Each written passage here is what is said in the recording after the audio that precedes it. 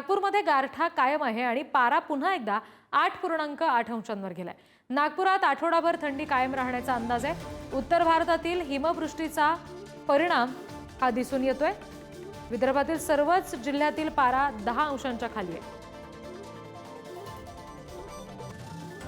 गेल्या आठवड्यामध्ये थंडीचा कडाका काहीसा कमी झाला होता, पण येत्या 2 दिवसात तापमान आता अचानक कमी होणार आहे आणि थंडीमध्ये वाढ जाणवेल असं हवामान विभागाचं म्हणणं आहे। पश्चिम महाराष्ट्रातल्या घाट क्षेत्रामध्ये आल्हाददायक गारठा पडण्याचा अंदाज आहे आणि या बदलत्या हवामानाचा विदर्भातल्या थंडीवर फारसा परिणाम होणार नाहीये। तिथे तापमान स्थिर असेल असं समजतंय।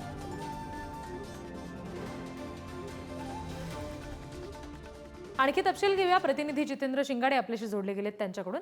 जितेंद्र, संपूर्ण राज्यभरात थंडीचा कडाका वाढेल असं म्हटलं गेलंय, पण विदर्भात तापमान स्थिर आहे, या संदर्भात हवामान खात्याने काही विशेष सूचना दिल्या?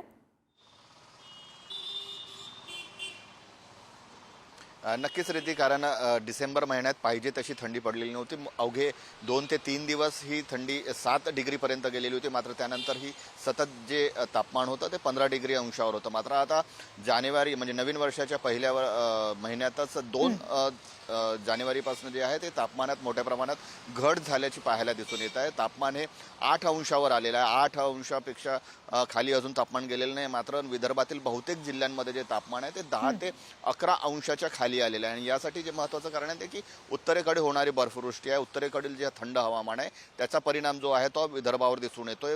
विदर्भ तसाही आपल्या उच्च तापमानासाठी किंवा किमान तापमानासाठी म्हणजे थंडीसाठी देखील ओळखला जातो आणि थंडीची जी चाहूल आहे ते गेल्या 3 ते 4 दिवसांपासून मोठ्या प्रमाणात दिसून येत आहे। आणि त्या अनुषंगाने जे नागरिक आहेत ते आता उबदार कपडे घातल्याशिवाय घराबाहेर पडत नसल्याचंही चित्र दिसून येते। असं असलं तरीही दिवसाच्या कमाल तापमानामध्ये देखील मोठी वाढ झालेली आहे। त्यामुळे रात्री थंडी, रात्री गारवा आणि दिवसा ऊन असं सध्याचं जे आहे ते वातावरणात आपल्याला दिसून येते। पुढील 8 ते 10 दिवस असाच थंडीचा गारवा कायम राहणार असल्याचा हवामान खात्याने अंदाज व्यक्त केलेला आहे।